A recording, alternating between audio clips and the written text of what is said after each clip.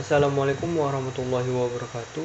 Sebelumnya saya ucapkan terima kasih kepada Bapak Vicky Setri Pernanta MPD selaku dosen pengampu mata kuliah historiografi. Baiklah, sebelumnya izinkan saya memperkenalkan diri. Perkenalkan, nama saya Nur Muhammad Hazani, NIM 1805112741. Saya mahasiswa dari program studi pendidikan sejarah Fakultas Keguruan dan Ilmu Pendidikan Universitas Riau.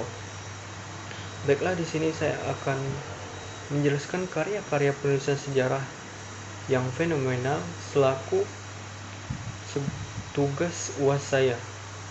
Baiklah, yang pertama yaitu karya Kunto Wijoyo. Sementara secara kualitatif, menurut Kunto Wijoyo, terlihat dari penggunaan metodologi yang semakin kompleks yang melibatkan cukup banyak ilmu bantu, khususnya ilmu-ilmu humaniora. Yang kedua, yaitu menurut Az-Yumardi Azra. Secara kuantitatif, munculnya karya-karya sejarah, baik yang ditulis sejarawan Indonesia sendiri maupun sejarawan asing. Karya-karya itu dikategorikan sebagai sejarah lokal maupun Nusantara dan global. Karya-karya sejarah ini telah memberikan sumbangan secara keseluruhan. Penggunaan ilmu-ilmu bantu dalam penulisan sejarah Indonesia secara umum dan sejarah Islam Indonesia secara khususnya. Menurut Azra, tidak dapat dipungkiri lagi telah memperkuat dan mengembangkan corak baru dari apa yang disebut kalangan sejarawan Indonesia sebagai sejarah baru atau new history, sebagai kontras dari sejarah lama old history yang umumnya bersifat naratif dan deskriptif, atau yang biasa disebut dengan sejarah ensiklopedis. Baik, yang ketiga yaitu karya Nur Rosenthal. Dalam melacak historiografi Islam awal di Indonesia, melihat bahwa bentuk dasar historiografi Islam di Indonesia adalah karya sastra yang klasik yang isinya banyak menyebutkan istilah narasi tertentu seperti habah, hikayat, kisah, dan tambuk yang berasal dari bahasa Arab. Yang keempat yaitu menurut Mufti Ali, paling tidak terdapat dua corak pendekatan dalam penulisan sejarah Islam di Indonesia. Yang pertama yaitu pendekatan sejarah Islam Indonesia sebagai bagian dari sejarah umat Islam. Sedangkan yang kedua yaitu pendekatan sejarah Islam Indonesia sebagai bagian dari sejarah nasional Indonesia. Pendekatan sejarah Islam Indonesia sebagai bagian dari sejarah umat Islam yang diperkenalkan oleh Hamka dalam bukunya Sejarah Umat Islam 4. Yang kelima yaitu karya Yahya Harun. Pendekatan penulisan sejarah Islam Indonesia yang menekankan pada periode juga dilakukan oleh Yahya Harun. Ia lebih tertarik terhadap pertumbuhan, perkembangan, dan runtuhnya suatu kerajaan Islam di bumi Nusantara ini. Begitu juga ia lebih menekankan pada peranan pahlawan dan sultan dan mengecilkan peranan masyarakat dalam mengembangkan Islam di bumi Nusantara. Selanjutnya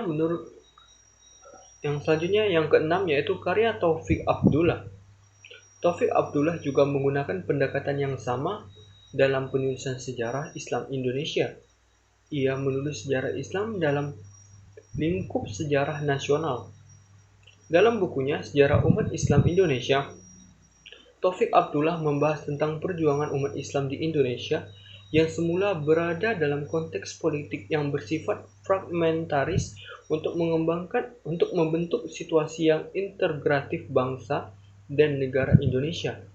Sejarah Islam Indonesia bukan saja merintis proses ke arah integratif nasional, tetapi juga menentukan afinitas dengan nasionalisme Indonesia. Yang ketujuh yaitu karya Sartono Kartodirjo. Munculnya pendekatan sejarah Islam Indonesia sebagai bagian dari sejarah nasional Indonesia yang diidentifikasi oleh Sartono Kartodirjo sebagai kumpulan sejarah-sejarah lokal. Secara implisit menggambarkan penulisan baru sejarah Islam Indonesia.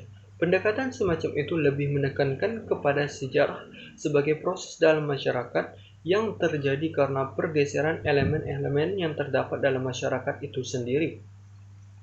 Selanjutnya, yang kedelapan, yaitu karya Ibrahim Alfian. Sementara dalam pandangan Ibrahim Alfian, sejarah itu dapat ditulis oleh siapa saja, tanpa harus melalui jenjang pendidikan ilmu sejarah. Menurutnya, rekonstruksi masa lampau tidak hanya dilakukan oleh para sejarawan akademik yang mendapat pendidikan formal dalam ilmu sejarah dengan hasil yang ideal deskriptif analitik, tetapi juga oleh para sejarawan amatir pada umumnya. Pendapat Ibrahim Alfian ini juga didukung oleh Kunto Wijoyo yang mengatakan bahwa penulisan sejarah yang dikira amatir ternyata menghasilkan karya-karya yang bermutu.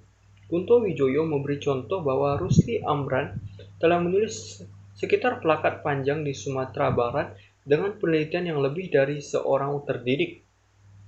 Demikian juga dengan Lukman Sinar yang sehari-harinya adalah pengusaha yang sibuk tetapi masih sempat untuk menulis sejarah dengan baik. Yang kesembilan yaitu karya Hamka. Ada beberapa nama sejarawan informal yang telah menghasilkan karya sejarah monumental, misalnya Hamka. Ia adalah seorang otodidak dalam berbagai bidang ilmu pengetahuan seperti filsafat, sastra, sejarah, sosiologi, dan politik. Baik Islam maupun Barat, ia juga termasuk seorang ulama, aktivis politik, dan penulis yang produktif. Di antaranya adalah tentang sejarah umat Islam. Selain Hamka, Hasim asal Aceh juga merupakan sejarawan informal yang karyanya juga memberikan banyak kontribusi kepada aspek-aspek tertentu pada pengetahuan kita tentang sejarah manusia dan bangsa kita. Tidak ragu lagi, dia telah membantu kita dalam memahami sejarah kita secara lebih baik. Baik, yang ke-10 yaitu karya Agus Mulyana, yaitu historiografi di Indonesia dari magis religius hingga strukturis. Baik, mungkin itu saja yang dapat saya sampaikan. Terlebih dan terkurang saya mohon maaf. Saya akhiri. Wassalamualaikum warahmatullahi wabarakatuh.